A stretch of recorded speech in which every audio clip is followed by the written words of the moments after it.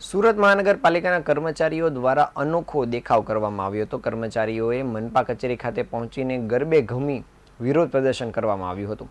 પડતર માંગણીઓ મુદ્દે સુરત મનપાના વર્ગ 1, વર્ગ 2 અને વર્ગ 3ના કર્મચારીઓએ પોતાની નારાજગી દર્શાવી હતી. આ કર્મચારીઓએ વહીવટી વિભાગમાં સેક્શન ઓફિસરની ખાલી જગ્યાઓ 900થી વધુ ભરવા અને 10, 20 અને 30 વર્ષના ઉચ્ચતમ પગાર ધોરણના અધિકારની માંગણી કરી હતી.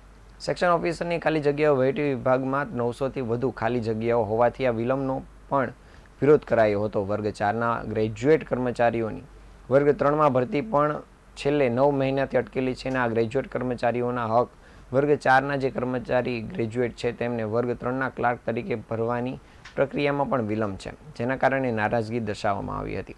સુરત મનપા ખાતે આ કર્મચારીઓ બેનર લઈને વિરોધ નોંધાવવા માટે પહોંચ્યા હતા. દરમિયાન તેમણે ગરબા રમીને વિરોધ પ્રદર્શન કર્યું હતું. જો માંગ પૂરી ન થાય તો દશેરાના દિવસે પૂતળા દહન કરીશું તેવી ચીમકી પણ ઉચ્ચારી હતી.